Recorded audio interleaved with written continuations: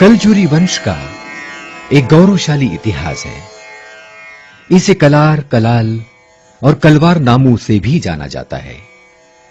हम इसकी मौलिक उत्पत्ति पर दृष्टिपात करें तो विष्णु पुराण और मनु परंपरा के अनुसार श्री ब्रह्मा के मानस पुत्र महर्षि अत्रि और सती माता अनुसुईया से चंद्र उत्पन्न हुए।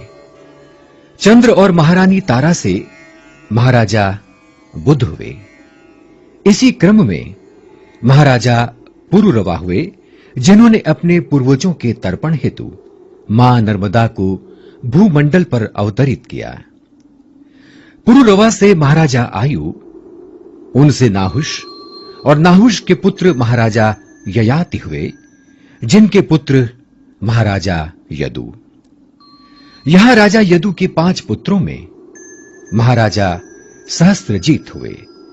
महाराजा सहस्त्रजीत से महाराजा सत्यजीत और उनसे महाराजा हैह हुए, जिनसे हैह वंश आरंभ होता है। यहां तक आते आते महाराजा चंद्र से आरंभ चंद्रवंश की 14 शाखाएं हो जाती हैं, जिनमें से हैह वंश भी एक शाखा है। हैह वंश में ही 8वीं पीढ़ी में महाराजा महिष्मान हुए, जिन्होंने कलचुरी वंश की कुल राजधानी महिष्मती अथवा महेश्वर को बसाया। महाराजा महिष्मान की 8वीं पीढ़ी में महाराज कृतवीर्य हुए, जिनकी महारानी सरमा देवी या पद्मिनी, जो सत्यवादी राजा हरिश्चंद्र की पुत्री थी।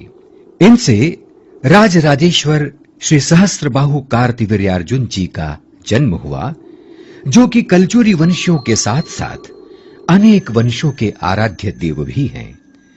इन्होंने भगवान दत्तात्रेय की तपस्या कर अनेक वरदान प्राप्त किए, जिनके कारण ये योगेश्वर स्तुतिगामी हुए और श्री सहस्त्रबाहु भगवान विष्णु के सुदर्शन चक्र अवतारी थे। ये सुदर्शन चक्र भगवान विष्णु से पूर्व कालक्रम के नाम से भगवान शंकर के पास था। इसलिए श्री सहस्त्रबाहु को धन का देवता या समय का देवता भी माना जाता है। श्री सहस्त्रबाहु की वंश परंपरा में अनेक महान महाराजा हुए, जैसे महाराजा तालजंग, महाराजा अवंती। यहां आते आते हैह वंश भी 18 शाखाओं में विभक्त हो गया।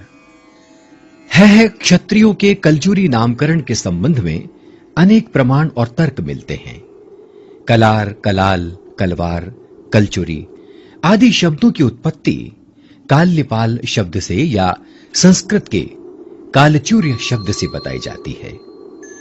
इन कलचुरियों में महाराजा सुद्युमन हुए, जिनके 3 पुत्र नीलध्वज, मयूरध्वज और हंसध्वज थे। इनके वंशजों ने बहुत समय बाद 6वीं शताब्दी से 18वीं शताब्दी तक 1200 वर्ष भारत के किसी न किसी भाग में शासन किया, जो कलचुरी काल के नाम से जाना जाता है। किंतु 18वीं सदी के आसपास इन कलचुरियों का पतन काल आरंभ होता है और अनेक कारणों से यह कलचुरी लगभग 1000 उपवर्गों में बट गया है, जिनमें से लगभग 556 उपवर्गों की पहचान हो सकी है। ये उपवर्ग 4 धर्मों हिंदू, सिख, ईसाई व जैन को मानने वाले हैं। इनकी जनसंख्या लगभग 10 करोड़ है। यदि ये समस्त वर्ग उपवर्ग एकीकृत हो जाते हैं तो निश्चित ही भारतवर्ष के पटल पर एक सशक्त आर्थिक, सामाजिक और जो न केवल अपने समाज जनों के उत्थान में सहयोग